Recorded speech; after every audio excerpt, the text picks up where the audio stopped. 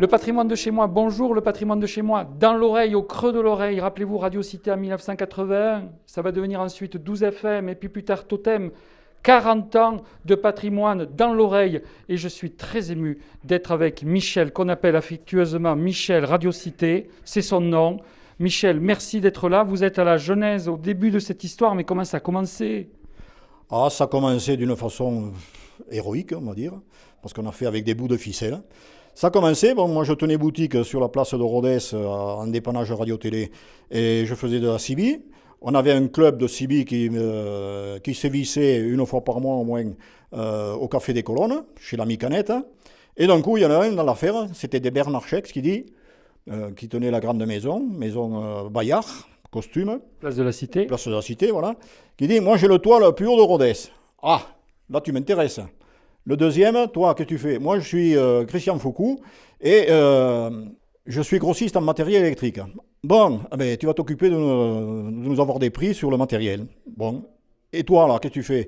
Moi, je fais du dépannage radio-télé, donc c'est ma passion. Tu t'occuperas de la partie technique. Et le quatrième larron, c'était Jean Delfaux, qui travaillait au commissariat et qui, lui... va s'occuper de la légalité ? De la légalité, si on peut dire, parce qu'on débutait, donc on regardait souvent par la fenêtre pour voir s'il n'y avait pas les bleus qui étaient en bas pour venir nous mettre les menottes. Hein. Oui, parce que Michel, vous ne l'avez pas dit, c'était en fait votre idée, c'était faire une radio, carrément. C'était faire une radio, voilà.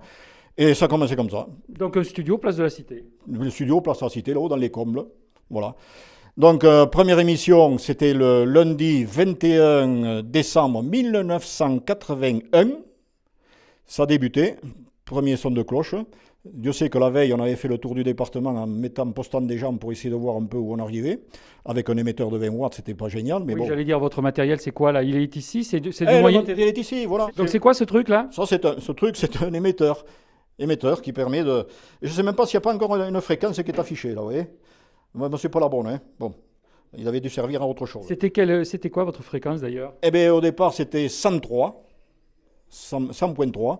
Puis après, on a évolué petit à petit. On est passé sur un 105 parce qu'au gré du CSA, de différentes instances, donc on a changé. Voilà. On continue la visite du musée. Ici, ça, pour le musée, ça c'était les premières platines pour les disques vinyles. Pour la bonne raison, c'est qu'à l'époque, le CD, tout ça, les clés USB, ça n'existait pas. Et pour éviter que le disque miaule quand on a lancé ça à partir de la table de mixage, il fallait qu'on fasse un quart de tour arrière ou qu'avec ce système de patins, là, le disque démarre d'un coup. Donc là, il y a du savoir-faire, tout est dans la main, là. Hein. Voilà. Ici, c'est pareil, ça n'est un autre modèle, mais qui est un système électronique qui démarre instantané.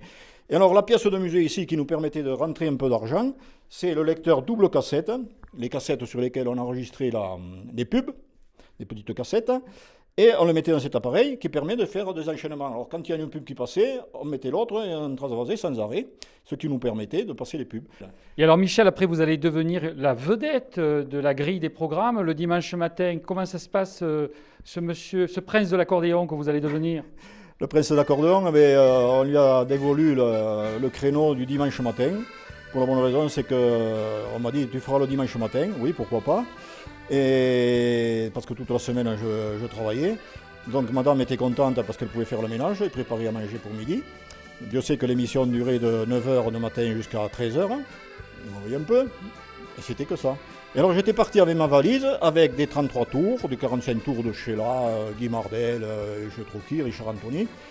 Mais dans le lot, quand même, j'avais beaucoup de disques de folklore et d'accordéon, pour la bonne raison, c'est que j'ai vécu toute mon enfance à l'Edergue, du côté de Requista, et j'ai été bercé par l'orchestre de Georges Cantourné, de Jean Cambon, de tout un tas de gens du folklore, du cru, et j'ai toujours aimé ça, et je le conserve encore aujourd'hui. Donc je me suis dit, comment je vais faire ? C'était vraiment débridé, j'ai dit, allez, hop, on y va. Et je me suis, de 9 à 10, j'ai fait années 60. Et après, je dis pourquoi pas. Allez, et j'envoie. J'avais tenté l'accordéon. J'ai tenté l'accordéon. J'ai tenté si bien, avec les Duleux, Maurice l'Archange, et Verschuren, et tout comme ça, qui étaient sur disque. Ça a pris. Dans la semaine, on m'a dit, mais on a écouté une radio, mais c'est fantastique. Moi, j'ai connu des gens qui me disaient, pour en citer un, et je lui rends hommage aujourd'hui parce qu'il nous a beaucoup aidés, c'est un monsieur qui tenait un laboratoire à Rodez, François, il se reconnaîtra peut-être, François Rey. Il me disait, moi, quand je vous écoute le dimanche matin, s'il vous plaît, vous me passez au moins un bon petit tango, parce qu'avec ma femme, on pousse les chaises dans la salle à manger, et on se fait un tango au son de Radio Cité 12. Formidable. C'est formidable, ça. Alors, je suis avec David Martin. David, vous avez connu la nouvelle radio, la radio d'aujourd'hui, la radio qui continue. Vous avez connu aussi la radio un peu d'avant, mais vous étiez d'abord un enfant, et cet enfant qui imaginait des histoires à la radio. Vous avez, à 6 ou 7 ans déjà, avec votre petit appareil de radio, vous inventiez des histoires. Vous faisiez des émissions de télé chez vous, dans votre garage. Ouais, absolument. C'est-à-dire que moi, c'est grâce à ce petit poste que j'ai découvert la radio, que j'ai écouté la radio. C'était Radio Monte Carlo dessus. Ça m'a donné envie de raconter des histoires à mon tour. Qu'est-ce qui vous faisait rêver dans cette histoire, d'entendre des voix, d'imaginer des visages, ce qu'on vous racontait? En fait, quand j'écoute la radio la première fois, j'entends des personnages dont je ne connais pas le visage et dont je m'imagine leur visage. Et quelque part, j'ai l'impression de très bien les connaître malgré tout, parce que tous les jours, ils rentrent dans mon quotidien. Et je trouvais ça magique, en fait. Donc, ils rentraient dans votre chambre. Ouais, quand j'écoutais la radio, et je me suis dit, c'est ça qui est magique, quoi. Donc, vous ne vouliez pas devenir pompier, vous vouliez devenir animateur de radio, et vous y êtes arrivé, alors? Ben oui, parce qu'un jour, j'ai pu pousser la porte de cette maison qui était Radio Cité et qui est devenue Totem, justement pour à mon tour raconter des histoires, quoi. Et donc, je pense que depuis le départ, le lien entre l'époque que j'ai connue et ce qu'on fait aujourd'hui, c'est ça, quoi. C'est divertir les gens, les embarquer dans nos histoires pour leur changer les idées et être au plus proche d'eux, quoi. Voilà, quoi, de leur quotidien. Alors moi, on m'a dit que 2 Aveyronnais sur 4 écoutaient Totem, c'est ça? C'est un Aveyronnais sur 4, puis c'est 25%. Et alors moi, je ne sais pas, parce que nous, le patrimoine de chez moi, on n'en est pas encore à ça. Alors Ouais. vous pourriez me dire comment il faut faire? Continuez à faire ce que vous faites, à raconter des histoires. Et avec la même passion et la même envie. Je crois que c'est ça le plus important. Et vous l'avez gardé, cette passion, cette envie? Ah c'est obligatoire. Parce que sinon, comment on peut rentrer chez les gens pour les divertir, leur changer les idées, si soi-même on a les idées noires et on n'est pas convaincu par ce qu'on fait? On ne peut pas. Qu'est-ce que je peux vous souhaiter, là, de continuer à avoir encore plus d'auditeurs? Parce que j'ai vu qu'on était quoi? Vous étiez à 380 000 auditeurs ou c'est... Semaine, ouais. Sur la globalité de la semaine. Oui, c'est notre défi de tous les jours, d'être à la hauteur de la confiance que nous accordent les gens.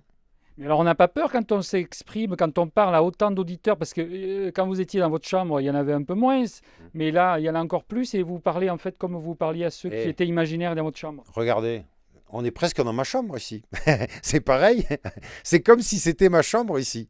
Et en fait, non, on n'y pense pas, parce qu'en fait, la radio, la magie de la radio, pour revenir à l'imaginaire de tout à l'heure, c'est pas parler à 380 000 personnes, c'est parler à une oreille, à une personne. Donc en fait, on a l'impression d'être comme dans sa chambre.